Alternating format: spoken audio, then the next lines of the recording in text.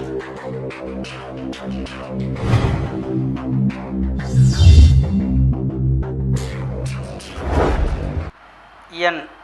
குலதெய்வமான குழுந்தாளம்மனை போற்றி, பெரிய கருப்பணசாமியை போற்றி, அனைவருக்கும் எனது பணிவான வணக்கங்கள். வணக்கம். சந்திர மகாதச பலனை பார்ப்போம். இது ஒரு பொதுவான பலன். இது எப்படின்னு கேட்டிங்கனாக்கா, ஒவ்வொரு லக்னத்துக்கும் பலன்கள் மாறும். இப்போ பொதுவாக சந்திரதசை நடக்குதுயா, சந்திரன்னா சுபக்கிரகம், தாயாருக்குள்ள கிரகம், அது ஒரு சாந்தமான கிரகம், பரவாயில்ல, நல்ல கிரகம், நல்ல பலன் நடக்கும் அப்படின்னு சொல்லிடலாமா அப்படின்னா அது கிடையாது. சந்திரன் அடித்து துவைச்சி பிழிஞ்சு எடுத்த லக்னம் இருக்குது. ஊரை விட்டே கூட ஓடி போயிடுவாங்க. அந்த தசை நடக்கம் போகலாம். ஆமாம், குருதசை வர்றப்போ அதை பற்றி பேசுவோம்.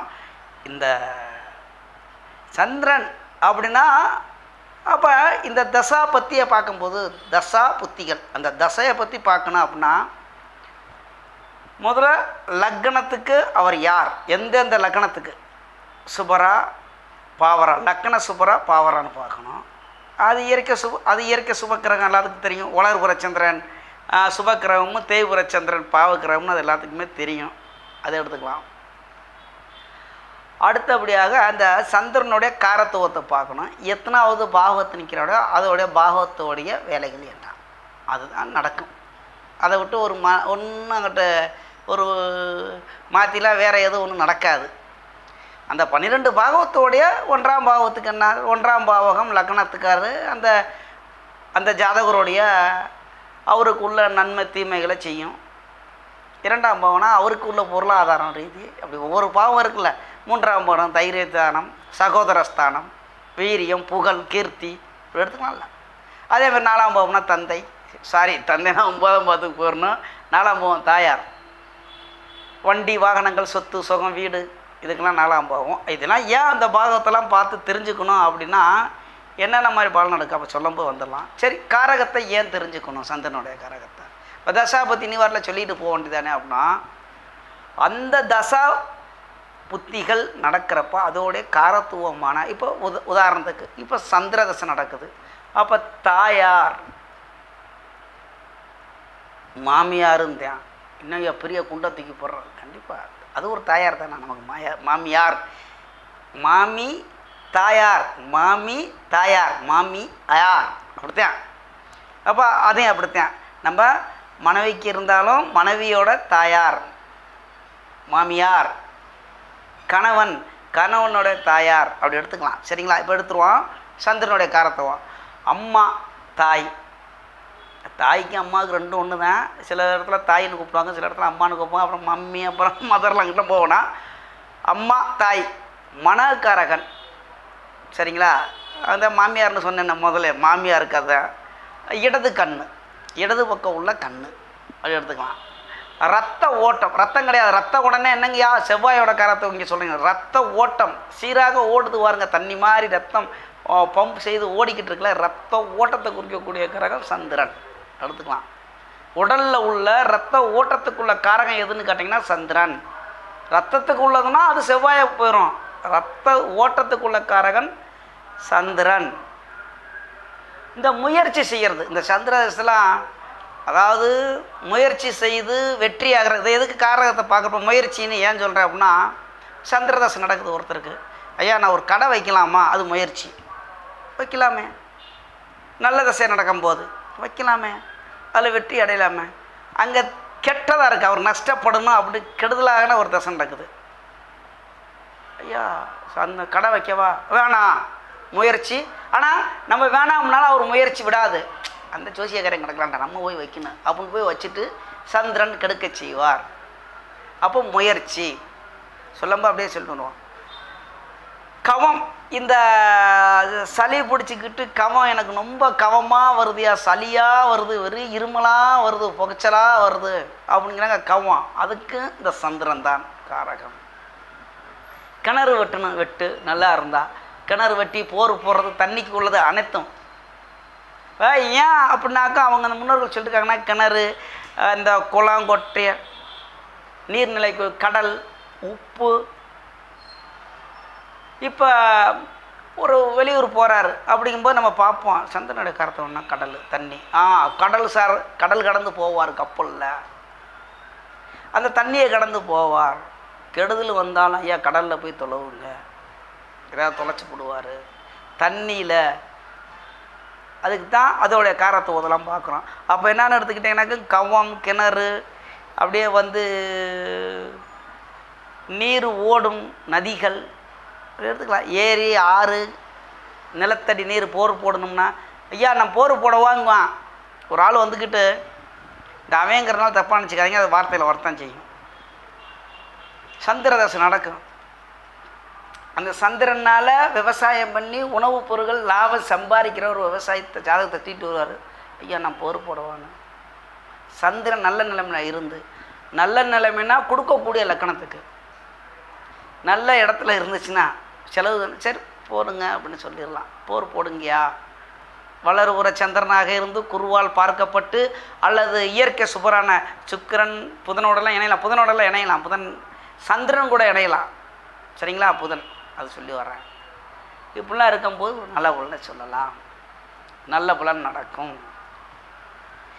இந்த காரகத்துக்கு இதுக்கு தான் இப்போ பார்க்குறோம். அப்போ உணவு பண்டங்கள் என்ன மாதிரியா? இப்போ என்ன சொல்லுவாங்க, அதையும் நம்ம பார்க்குறோம்னா நான் கடை வைக்கலாம்னு இருக்கிறேன், எது சார்ந்து வைக்கலாம், ஒரு பிஸ்னஸ் பண்ணலாம் அப்படிங்கும்போது அங்கே தான் வந்துடுறேன்னு. உணவு பண்டங்கள், உணவு தயார் பண்ணுற கடை வைக்கலாம், உணவு, அதுக்கு தான் காரகத்தை சொல்கிறது. அரிசி வியாபாரம் பண்ணலாம், அரிசி, பால், தயிர், காய்கறிகள், இதுக்கெல்லாம் காரக யார்? இந்த சந்திரன். இப்போ காரகத்தை ஏன் இப்போ இவ்வளோ இதாக சொல்கிறேன்னா, நீ வாட்டில் தசாபத்தியாக சொல்லிட்டு போயா காரகம்லாம் தெரியும்னா இந்த காரகத்தை பார்க்குறது இதனால தான். அடுத்து போன வீடியோவில் போட்டேன் இந்த ஸ்தரம் ஸ்திரம் உபயம்லாம் பார்க்கணும்னு. ஸ்தரம் ஸ்திரம் உபயம் அதை பற்றி தெளிவாக வேணும்னா நீங்கள் சூரிய தசையில் போய் பாருங்கள், அதில் போட்டிருக்கேன். அப்போ ஸ்தரத்துக்கு 2க்கு 7க்கு அதிபதி மரகாதிபதிகள், ஸ்திரத்துக்கு 3க்கு 8க்கு மரகாதிபதிகள், உபயத்துக்கு 11ம் 7ம் அதிபதிகள் மரகாதிபதிகள். அப்போ ஒரு எந்த லக்கணத்தை குடிக்குதோ ஒரு எத்தனாம் பாகமாக வர்றார். அப்போ இந்த 12 லக்கணத்துக்கு ஒரு மாரகத்தை செய்யக்கூடிய இடத்துல எங்கே இருக்கிறார்? இப்போ மேசத்துக்கு வந்தால் 2ஆம் இடத்துல இருந்து உச்சம் பெறுகிறார். அப்போ தசாபுத்தி நடக்கும்போது ஒரு நன்மையை செய்வாரானாக்கும். மேசத்துக்கு 4ஆம் இடத்துக்கு அதிபதி சந்திரன் உச்சமாக இருக்கிறார், நன்மை, தாயார் அருமையாக இருக்கும், பொருளாதாரம் நல்லா சீராக இருக்கும், ஏன்னா உச்சம் இருக்கிறாரு. உணவு பண்டங்கள் இந்த மாதிரி அரிசி இந்த மாதிரி வியாபாரத்தில் லாபம் பார்க்கலாம், அதில் மாட்டுக்கிறது கிடையாது. ஆனால் அவன் இருக்கிறது மாரகஸ்தானம், தசாபத்தியில் தொலைச்சி எடுத்து போடுவான். இதுலேயும் சனிக்கினி சேர்ந்தா சரித்தா, சனியர், ராகு, செவ்வாயெல்லாம் சேர்ந்தால் அது யோகம்தான். செவ்வாய் வந்து சந்திர மங்கள யோகம் அப்படி எடுத்துக்கலாம். அது சந்திரன் கூட சேரும்போது அது பவர் எடுக்க முடியாது. ராகு, சனி, சூரியன் சேரக்கூடாது.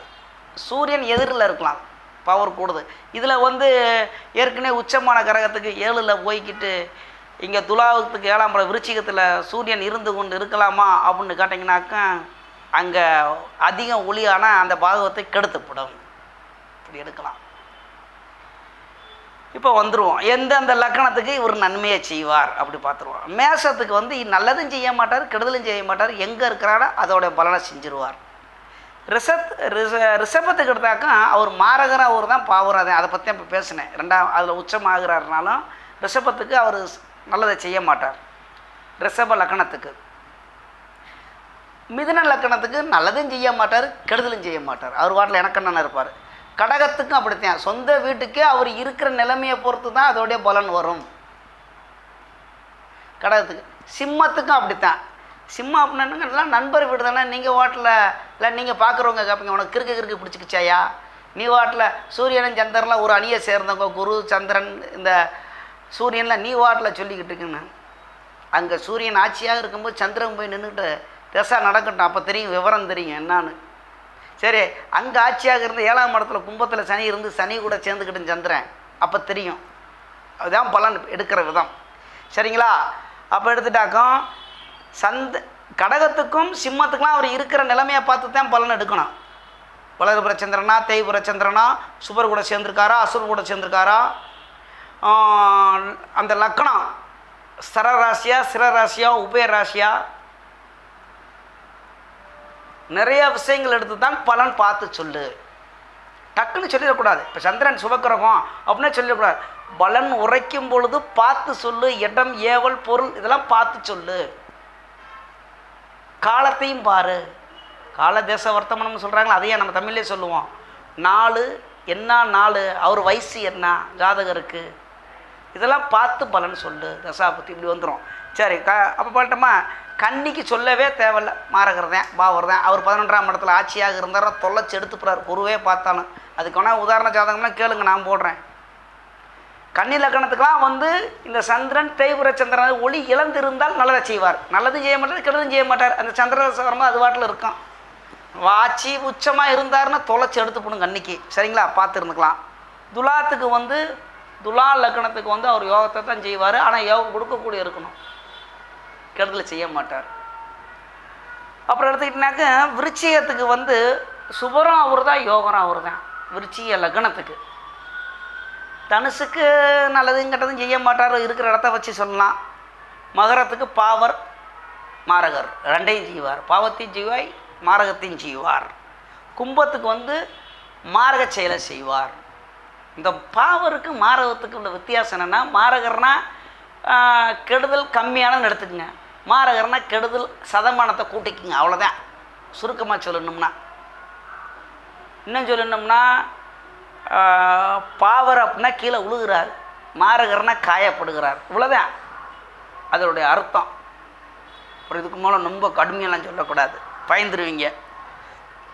மீனத்துக்கு வந்து அவர் சுபர் தான், யோகத்தெல்லாம் செய்ய மாட்டார், சுபர் தான், நல்லது தான். 5ஆம் இடம் வருதுல்ல, அதை பார்த்துட்டிங்களா. இப்போ இந்த சந்திரனுக்கு நட்பு யார், அடுத்ததை நம்ம பார்க்க வேண்டியது. சந்திர கிரகத்துக்கு நட்பு யார்? புதனும் குருவும் தான் நட்பு கிரகம். என்னையா புதனுக்கும் சந்திரனும், அங்கே தான் விஷயம் இருக்குது. சந்திரனுக்கு நட்பு வந்து புதன் தான், ஆனால் புதனுக்கு எதிரி சந்திரன். குழப்புதுங்களா? இப்போ எப்படி சொல்கிறது உங்களுக்கு புரிகிற மாதிரினா, ஒரு தாயார் எடுப்போம். சந்திரனா தாயார், அப்படித்தான் எனக்கு விளக்கம் சொல்ல முடியும்.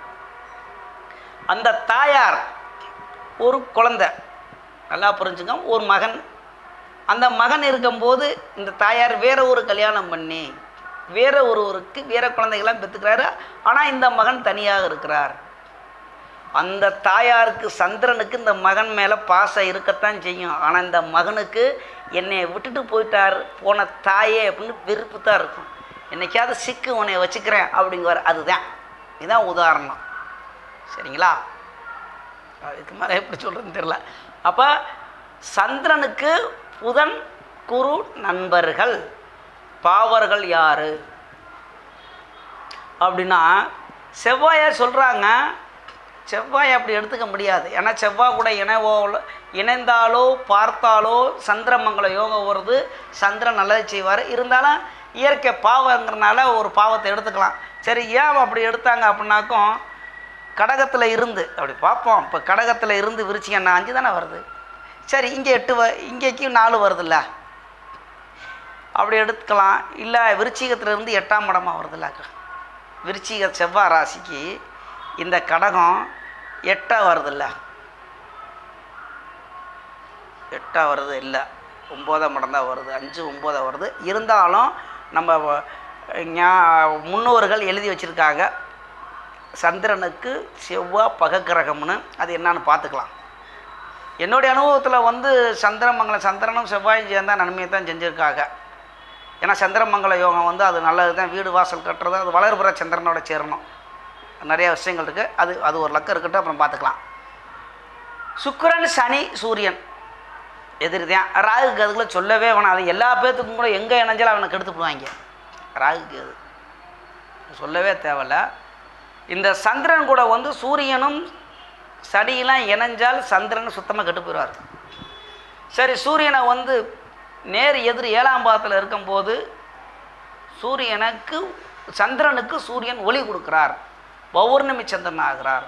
அதனால் வந்து சூரியன் எடுக்கும்போது இப்படி தான் இருக்கணும். இணையும் போது வேறு பலன், நேர எதிரில் இருக்கும்போது வேறு பலன், வளர்வுற சந்திரனாக இருக்கும்போது சூரியனுக்கும் சந்திரனுக்கு வேற எடுக்கணும். பலன் எடுக்கும்போது வேறு மாதிரி எடுக்கணும். ஒரே ஆங்கிள் எடுக்க முடியாது.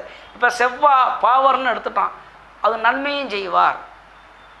சந்திர கேந்திரத்தில் இருக்கிறார், நன்மையை செய்வார். சந்திரன் கூட இணைஞ்சிருக்கார், அந்த இடத்துல குரு பார்க்கிறார், நன்மையை செய்வார். சந்திரன் கூட செவ்வாய் சேர்ந்திருக்கார், சனி இணைகிறார், பாவத்தை செய்வார். சந்திரன் கூட செவ்வாய் சேர்ந்திருக்கிறார், சூரியன் சேர்ந்திருக்கிறார், பாவத்தை செய்வார். சூரியன் சந்திரனுக்கு நேர் எதிர் 7ஆம் இடத்தில் இருக்கிறார், நன்மையை செய்வார். அவ்வளோதான். புரியும் நினைக்கிறேன். இப்படி எடுத்துக்கலாம். அப்போ எந்த ஒரு லக்னத்துக்கு 6ஆம் பாவகம், 8ஆம் பாவகம், 12ஆம் பாவகம், லக்கணத்துக்கு மறைவு ஸ்தானம்னு பொதுவாக சொல்கிறாங்கல்ல, அதில் இருக்கக்கூடாது எந்த கிரகமாக இருந்தாலும். இப்போ அதோடைய கெடுதல் பலன் நடக்கும். சரி, அந்த இடத்துல இருந்து சந்திரன் வலுப்பெறுகிறார், எடுக்கலாம்ல. 6ஆம் பாவகம் வலுத்தால் நோயும் வரும், நிரந்தரமான வேலையும் கிடைக்கும். 8ஆம் பாவகம் வலுத்தால் வெளியூர் போகலாம், அதோட கொஞ்சம் பிரச்சனையும் வரும். கல்யாணம் ஆகாதவங்களுக்குலாம் சீக்கிரம் கல்யாணம் ஆயிரும். 8ஆம் பாவத்தில் சந்திரன் ஒரு தசை எடுக்குது, அவன் வளருகிற சந்திரன் எடுத்துக்கணுப்பா. அப்போ நீங்கள் தான் சொன்னீங்க, தேய் உரை சனி உரை சேர்ந்துச்சு, கல்யாணம் எங்கேயா பிரச்சனையாக இருக்குது அப்படின்னு எனக்கிட்ட ஃபோன் பண்ணி கேட்கக்கூடாது. யுவாட்டில் சொல்லிட்டேன், சந்திர தசையில் 8ஆம் இடத்துல தான் கல்யாணம் ஆகும் அப்படிங்கிற, இங்கே நான் பார்த்தாக்கும் இங்கே எந்த மாதிரி போயிடுச்சுக்குது அப்படின்னு.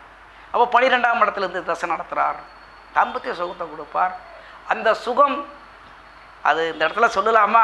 சரி, அதில் அந்த தாம்பத்திய சுகம் நேர்மையானதா அல்ல நேர்மை அற்றதா அப்படின்னு பார்க்கணும்னா, அதாவது முறையான தாம்பத்திய சுகமா முறைகேடான தாம்பத்திய சுகமா, அது ஆணாக இருக்கட்டும் பெண்ணாக இருக்கட்டும். நம்ம பெண் வர்க்கத்தை தவறாக நான் பேச மாட்டேன், சரிங்களா? ஆணாக இருக்கட்டும் அல்லது பெண்ணாக இருக்கட்டும், 12ஆம் பாகத்தில் இருந்து கொண்டு சந்திரன் திசை நடக்கும் பொழுது அது வலுப்பெற்று இருந்தால் நேர்மையான தாம்பத்திய சுகம், நேர்மையான வருமானம், நேர்மை நல்லதே போய்கொண்டு இருக்கும். சனியோடு சேர்ந்திருந்தால், அந்த இடத்துல செவ்வாயும் சேர்ந்திருந்தால் முறைகேடு. அப்படித்தான் எடுத்துக்கணும். இப்போ நான் வாட்டில் தசை நடக்குதுயா, 12ஆம் இடத்துல நீ வெளியூருக்கு போயிடும் அப்படின்னா, வெளியூரில் போய் அவன் சுகமாக இருக்கானா கஷ்டப்படுறானா? வெளியூர் போகிறதே ஒரு கஷ்டத்தாயா. நம்ம காசுங்கிறாங்க, போய் வெளிநாட்டில் போய் இருந்து பணத்தை சம்பாரிச்சவங்களை கட்டத்தான் தெரியும். இங்கே இருந்து அன்னாடு கூலி வேலைக்கு போனாலும் பொண்டாட்டி பிள்ளைய கூட சந்தோஷமாக இருக்கிற இந்த சுகம் அங்கே இருக்குமா? சொர்க்கமே இருந்தாலும் நம்மூரை போலாகுமா? சொர்க்கமே என்றாலும் நம்மூரை போலாகுமா? சரி, பார்ப்போம். அப்படி வந்துருச்சுங்களா? சந்திரனுக்கு நட்பு பகையை பார்த்துட்டோம், சரம் ஸ்திரம் உபய பார்க்கணும். அதை பற்றி விளக்க வேணும்னாக்கும் சூரிய தசையில் போட்டுக்கேன், அடுத்த தசையில் வேணால் போட்டுக்கலாம். எல்லாத்தில் சொல்லிக்கிட்டே இருந்தால் போர் அடிக்குது. சரத்துக்கு 2க்கும் 7க்கும் அதிபதிகள் மாரகாதிபதி 2ஆம் இடம் 7ஆம் இடத்துல இருக்கக்கூடாது. சரராசிக்கு 3 8 இருக்கக்கூடாது. உபயத்துக்கு 7 12 இருக்கக்கூடாது. மாரகத்தை கண்டிப்பாக செய்வாங்க. இப்போ ஒரு லக்கணத்துக்கு 7ஆம் இடத்துல சந்திரன் உபய லக்கணம்னா 4 காரணம் எடுத்துக்கலாம், எங்கே வேணாலும் எடுத்துக்கலாம். உபயத்துக்கு 7ஆம் இடத்துல இருந்தாருன்னு வச்சுக்கோங்க. இப்போ ஒன்றும் இல்லை, மிதுனத்துக்கு நன்மையைத்தான் செய்வார். நீங்கள் நான் சொல்லியிருக்கிறேன், இதான் இங்கே போட்டுக்கல. மேசரிசப்போ மிதுனத்துக்கு நன்மையும் செய்ய மாட்டார், தீமையும் செய்ய மாட்டார், ஓரளவுக்கு இருக்கிற இடத்துல செய்வார்னு நான் சொல்லியிருக்கிறேன். அந்த மிதுன லக்கணத்துக்கு 2ஆம் இடத்துக்கு அதிபதியான 7ஆம் இடத்தில் குருவோட வீட்டில் இருந்து கொண்டு குருவோடையே சேர்ந்திருந்தாலும் மாரகத்தை செய்வார். கல்யாணம் ஆகி துவச்சி எடுத்து போகிறாரு. கல்யாணம் ஆகி கடனாளி ஆகி பொண்டாட்டினால பிரச்சனை ஆகி அந்த பொண்டாட்டியே தாண்டா பிரச்சனைங்குவார். உள்ள நிம்மதியும் கெட்டு போயிடும். வேறல போடுங்க, நான் பார்த்துக்கிறேன் அதில் எப்படின்னு. உபய லக்கணத்துக்கு 7ஆம் இடத்துல சந்திரனை இருந்து அவர் அந்த 7ஆம் இடத்துக்கு அதிபதி கூட சேர்ந்து இருக்கட்டும், நன்மையை செய்ய மாட்டார். கன்னியாக இருக்கட்டும், கன்னிக்கே அவர் 7ஆம் இடத்துல அங்கே இருக்கட்டும், குரு கூடையே சேர்ந்து இருக்கட்டும், நல்ல பலனை செய்வாரா அப்படின்னா செய்ய மாட்டார். இதுதான் ஜோதிடம். இதுலேயும் சனிலாம் சேர்ந்து பார்வை பார்த்தாரு, அவர் பங்குக்கு கொஞ்சம். அப்போ என்னன்னா, இந்த உபய லக்கணத்துக்காரர்களுக்கு இந்த சந்திரன் மற்ற இடத்துல இருக்கலாம். எங்கே இருக்கலாம்னா 7 11 விட்டுட்டு வேறு எங்கே இருந்தும் சுபவருடைய பார்வையோடு இருந்து, ஆனால் அதிகம் வலுப்பெறக்கூடாது. அதையும் சொல்லிடுறேன். கன்னிக்கெல்லாம் ஆட்சியாக தான் சந்திரன் இருக்கார், குரு பார்க்கட்டு தான் துவச்சி எடுத்து விடுவார். ஒரு வளர்புற சந்திரன் அந்த இடத்துல ஒரு குருவோட பார்வை இப்படி வந்துடலாம். பாவக 4ஆம் பாகத்தில் இருக்கிறார், 4ஆம் பாவம்னா உபயத்தில் பார்த்தா நீ மாட்டுற அப்படிங்குவீங்க. ஆமாம், நான் மாட்டிட்டேன். 4ஆம் பாவம்னா எங்கே எடுத்தாலும் அங்கே உபயத்துக்கு உபயம் தானே வரும். வேணாம், 5ல் போடுங்க, நல்லாயிருக்கும். 5ஆம் படத்தில் வலுவு கம்மியாக இருக்கணும். அப்போ மூலத்திரிகோணத்தில் இருக்கலாம். அது ஜோதிடங்கிறது அப்படி ஒரே வரியில் சொல்லிட்டு போக முடியாது. தசாபத்தியில் ஒரு கிரகம் இப்போ சந்திர தசை நன்மையை செய்யும். எந்த லக்கணத்துக்கு ஒரு லக்கணத்தை எடுக்கிறோம், அந்த காலப்புருஷ தத்துவப்படி மேசத்தையும் எடுக்க வேணாம், விட்டுருவோம். இன்னையா நீ எடுத்த மேசத்தை சொல்கிறேன், எதை சொல்கிறேன்னு கன்னியை போடலாமா, இல்லை நன்மை செய்கிற ஒரு லக்கணத்தை போடுவோம், தீமை செய்கிறதுன்னு செய்வோம். இப்போ ரிஷபத்துக்கு எடுப்போம்.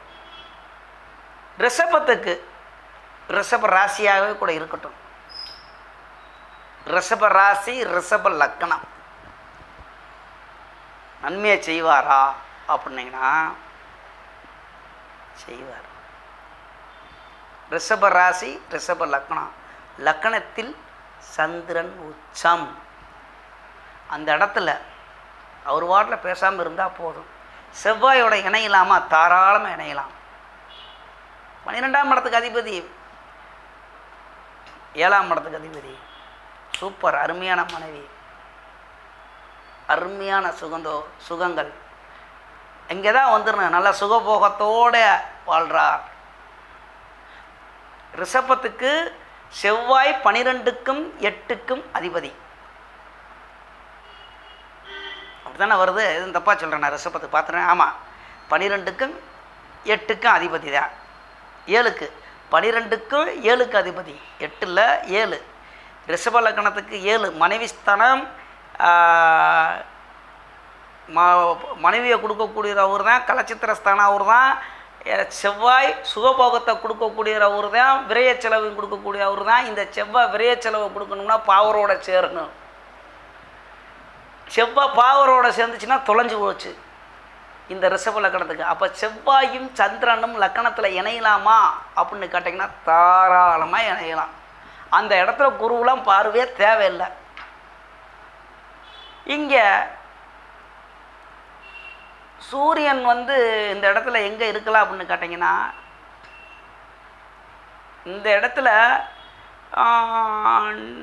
பலர்புற தேவரை பார்க்கணும். சந்திரன் உச்சம்தான், பவர் தான். ஆனால் இதுக்குன்னு போயிட்டு நீங்கள் அமாவாசை சந்திரன் அப்படி நீ உச்சத்தை சொல்கிறியா அப்படின்னு கேட்கக்கூடாது. ஒரு பஞ்சமி திதிக்கு மேலே போயிடணும்ல. வளர்புறத்தையாக எடுத்துக்கலாம்.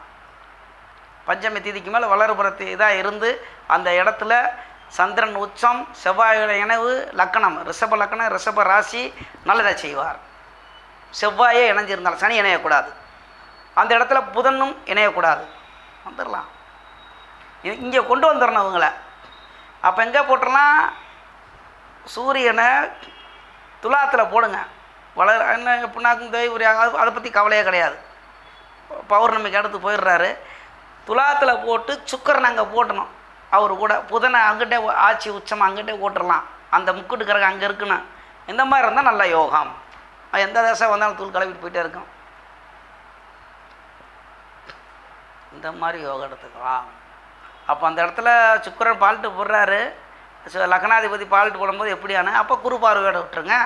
இதான் வந்துட்டு அப்புறம் ரொம்ப எல்லாத்தையுமே போய் விளக்கமான ஒரு கிரகத்தை எடுக்கிறோம்னா அந்த கிரகம் எந்த தசாபுத்தி நடக்குதோ அந்த கிரகம் வலுப்பெற்று இருக்கணும். ஒரே வார்த்தை. இவ்வளவு நான் வீடியோவே போட தேவையில்ல. வலுப்பெற்றுருக்கணும். யாருக்கு வலுப்பெற்றுருக்கணும்? அந்த லக்கணத்துக்கு அவர் சூப்பராக இருக்கணும். லக்கணம் சூப்பராக இருக்கணும். லக்கணத்துக்கு கொடுக்க வேண்டியவராக இருக்கணும். கெடுக்க வேண்டியவராக இருந்தால் மறைமுகமாக வலுப்பட வேண்டும். இப்போ சந்திரன் சுத்தமாக கெட்டு போச்சு. அப்போ சந்திரன் நீச்சம் விருச்சிகத்தில் இருக்கிறார். ஒரு ஜோலிக்கு அப்படியே வந்துடுவோம். சந்திரன் விருச்சிகத்திலிருந்து நீச்சம் ஆகிறாரு. அப்போ தாயார் இல்லையா? எந்த லக்கணமாக எடுத்துக்கலாம். தாயார் இல்லையானாக்கா அங்கே தான் தாயார் நல்லா இருக்கும், அருமையாக இருக்கலாம். 80 வயசு வரைக்கும் இருக்குது. அது வாட்டில் குத்துக்கலாட்டம் அப்படிங்குவாங்க. அது எப்படியா? அந்த 7ஆம் இடத்துல சுக்கரன் ஆட்சியாக இருந்து பார்க்கட்டும், நல்ல தாயார். சரி, 4ஆம் பாவம் நல்லா வலுப்பட்டு இருக்கட்டும். 4ஆம் இடத்துக்கு அதிபதி வலுவாக இருந்தாக்கும் அருமையான தாயார். அப்போ அந்த காரக கிரகமான சூரியன் நீச்சமான அப்பஞ்சத்து போயிட்டேன். சாரி, இந்த அவன்னு வருது வாயில், மன்னிச்சுங்க சாமிங்களாம், என் வாயில் அப்படித்தான் வந்துடுது இடையில. அது அந்த ஏதோ ஒரு இதில் தான் கவிஞனுக்கு அவன் தான் வார்த்தை வரும் அப்படிங்கிறாங்க. கதையெல்லாம் அவன் தான் வருது, அப்படி தான் பேசுவேன். அது எங்கள் ஊரில் நான் இருக்க ஊரில் அப்படி தான் வந்துடும். தப்பாக நினச்சிக்காதீங்க, அது கவிதை மாதிரி எடுத்துக்கலாம். அப்போ அப்பாவுக்கு காரகமான சூரியன் கெட்டு போய் நீச்சம் பெற்றுட்டாரு துலாத்தில் இருந்து. அப்போ அப்பாவே இல்லையா அந்த ஜாதகருக்கு அப்படின்னு எடுத்துடக்கூடாது. சந்திரன் விருச்சிகத்தில் நீச்சம் போயிட்டாரு, அங்கே இல்லையா தாயார் அப்படின்னு கேட்கக்கூடாது. அங்கே அது காரகத்துக்கு பார்த்துடணும். அப்போ 4ஆம் இடத்துக்குண்ணா சுக்கரனை பற்றி பேசும்போது சுக்கரன் நீச்சம் வந்து இங்கே கண்ணியில் ஆகிறார், அப்போ மனைவி இல்லையா அப்படின்னு கூடாது. இந்த துலா லக்கண ராசிக்கு பார்க்கும்போது செவ்வாயும் சந்திரனும் துலா ராசி துலா லக்கணமாக இருந்து அந்த சரியான வாலிப வயசில் சந்திரதசை நடக்கும்போது அருமையான மனைவினால் யோகம், தாம்பத்திய சுகம், நல்லா சுகபோகம் அணைப்பார், மனைவினால் லாபம் அடைகிறாரு. அப்போ சந்திரதசையும் செவ்வாதசையும் டாப் அள்ளி ஏவிட்டு. இதில் ராகு கொஞ்சம் நல்லா இருந்துச்சுன்னு வச்சுக்கோங்க, கடகத்தில் இருந்து அப்படி தான் எடுத்துக்கலாம். வீடு கொடுத்தேன் உச்சம் தானே, கடகராக எடுக்க மாட்டேன்ல, ஜோதிடத்தை ஏன் இப்படி போடுவோம். கடகத்திலேருந்து ஒரு குருவோட பார்வை விட்டு இருந்தாருன்னு வச்சுக்கோங்க, ராகு தசை வரிசையாக சந்திரன் 10 வருஷம், செவ்வாய் 7 வருஷம், 17 வருஷம், ராகு தசை ஒரு 18 வருஷம், அவர் வாழ்க்கையை அமோக வெற்றி. இதுதான் இந்த தசாபுத்தி எடுக்கிற ஒரு விதிமுறைகள். அருமை.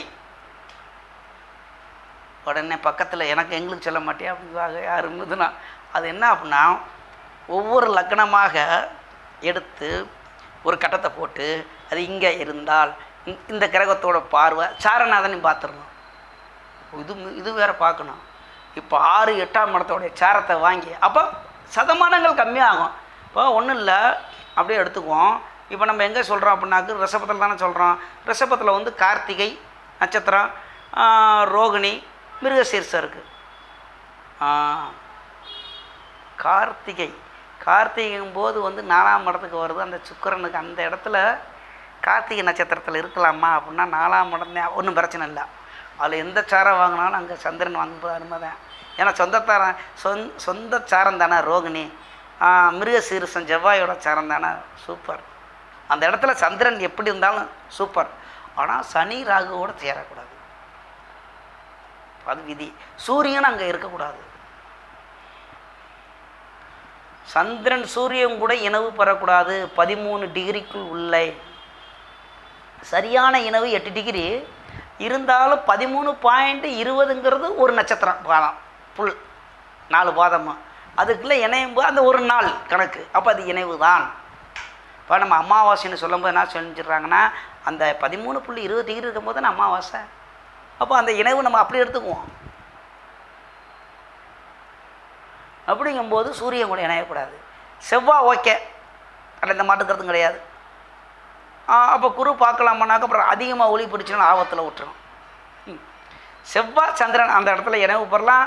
குரு உன இங்கிட்டு 12ஆம் இடத்துல இருக்கலாம். ஆனால் 12ஆம் இடத்துல இருக்கிற இடத்த கெடுப்பானே சிவபோகத்தா அப்படின்லாம் இருக்கலாம்ல, வேணாப்பா. குரு அவர் இடத்துல இருக்கட்டும், அதே அவருக்கு நல்லது. அவர் இடத்துல வந்து கடகத்தை பார்க்குறது இந்த ராகு இருக்கும்போது. இன்றைக்கி என்னமோ தெரியல, ரிஷப லக்கணத்துக்காரர்களுக்கு சந்திரதசை பற்றி பேசியிருக்கேன். சரி, இதே ரிஷபத்துக்கு கெடுக்க செய்யணுமையா எங்கே இருந்தா தேவையா எனக்கு இப்போ தான் கேட்குறீங்க. நான் நல்ல வாழ்ல சொல்லிக்கிட்டு இருக்கும்போது ரிஷபத்துக்கு 7ஆம் இடமாக வர்றது விருச்சிகம். வேணாங்கிறீங்களா? நல்லதுன்னு பாட்டிக்கலாமா? சரி, எதிர்முறை இருக்குல்ல, நல்லது கெட்டது, இரவு பகல், கருப்பு வெள்ளை. என் கையவே காமிச்சிட்டீங்கன்னா கருப்பு தானே. எல்லாத்துக்கும் எதிர்மறை இருக்குல்ல. அப்போ கெட்டதை பற்றி பார்த்துக்குவோம். அதே லக்கணத்துக்கு ராசிக்கு ராசி வராது. ராசின்னா அப்புறம் உடனே சந்திரன் இருக்கிறதானே ராசி. அப்போ இந்த ரிஷப லக்கணத்தை பற்றி பேசும்போது ரிஷப லக்கணம் விருச்சிக ராசி. விருச்சிகத்தில் சந்திரன் இருக்கான். இப்போ பலனை சொல்கிறா அப்படிங்குவீங்க.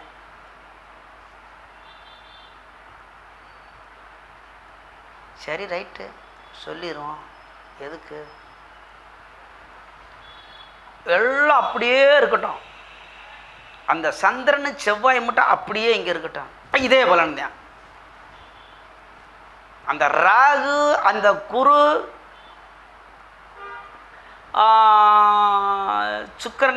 சுக்கிரன் ஆட்சி சூரியன் இங்கேயே இருக்கட்டும் துலாத்திலே. அப்போ நீச்ச பங்கமாகிறார். சந்திரன் வளர்புறையாகிறார். செவ்வாய் அங்கே இருக்கும்போது நீச்ச பங்கமாகிறார் சந்திரன். சூப்பர். அப்போ நல்ல பலன். 7ஆம் இடத்துல நீச்சபங்கமாக இருக்கும் பொழுது நல்ல பலன் தான். 7ஆம் இடத்துக்கு அதிபதி ஆட்சி தான், நல்ல மனைவி தான், இதே தான் பலன், ஒன்றும் மாற்றுக்கிறதுலாம் கிடையாது. ஆனால் 8ஆம் இடத்தில் இருக்கும் பொழுது இந்த ரிஷபத்துக்கு 8ஆம் இடத்தில் இருக்கும் பொழுது சந்திரனுக்கு நண்பர் வீடு தான் குரு கூட. அங்கே சனியும் அந்த சந்திரனும் செவ்வாயும் சேரும்போது கெடுக்க செய்வார்கள், பலன் மாறும். சனி சேர்ந்தால் ரொம்ப கெடுப்பார்கள். 6ஆம் இடத்தில் இருக்கிறார் ரிஷபத்துக்கு, தன் வீட்டில் துலாத்திலே இருக்கிறார்கள் சந்திரன், தொலைச்சிச்சு, இப்போ பலனே இல்லை. மனைவியே தொலைச்சி எடுத்து விடுவாங்க. அந்த இடத்துல அப்படியே தூக்கி போடுங்க. சந்திரன் செவ்வாயும் சூரியன் சுக்கிரன் அம்புட்டு பேரும் அப்படியே 6ஆம் இடத்துல இருக்கிறாரு. என்னைக்கு கல்யாணம் ஆச்சு அன்னைக்கிலேருந்து கோர்ட்டுக்கு நடந்துக்கிட்டே இருப்பார். சந்திர தசையில் செவ்வாய் தசை தொலைஞ்சிச்சு, பலனே மாறுது. இப்படித்தான் பலன் எடுக்க முடியும். போதும், ரொம்ப வேணாம். சரிங்களா? மீண்டும் அடுத்த வீடியோவில் நம்ம எல்லோரும் சந்திக்கலாம். நம்ம யூடியூப் நம்ம சொந்தங்கள் அனைவரும். உங்களுக்கு சந்தேகம் இருந்தால் கமெண்டில் வந்து தமிழில் தான், எழுத்தில் எனக்கு தமிழ் தான், இங்கிலீஷு சுத்தமாக தெரியாது, நான் படிக்கலை, அதனால் எனக்கு கவலையும் கிடையாது. சரிங்களா? தமிழில் கமெண்ட் போடுங்க, உங்களுக்கு உடனே பதில் தர்றேன். பொதுவான பலனும் கேட்கலாம், நீங்கள் என்ன வேணாலும் போட்டு கேளுங்க, நான் பதில் தந்துக்கிட்டு தான் இருக்கேன், தர்றேன். மற்றபடி இதில் நிறைய என்ன விரிவாக பேசலாம். இது வந்து தனித்தனி லக்கணத்துக்கு போட்டால் நல்லாயிருக்கும். ஒவ்வொரு பாகத்தில் வச்சு வச்சு கற்ற கிரகத்தை போடும்போது சொல்லும்போது பார்க்குறவங்களுக்கும் ஜோதிடம் பழகிறவங்களுக்கும் நல்ல விளக்கமாக இருக்கும். இது பொதுவான பலன் தானே, இவ்வளோ போதும். ஒரு இன்றைக்கி நம்ம ரிஷபத்துக்கு லக்கணம், அந்த லக்கணத்துக்காரங்களுக்கு ராசிக்காரங்களுக்கு அருமையாக வந்துருச்சு. சரிங்களா? நமது யூடியூப் சொந்தங்கள் அனைவரும் வளமுடன் வாழ்வீர்கள், நன்றாக இருப்பீர்கள். நன்றி, வணக்கம்.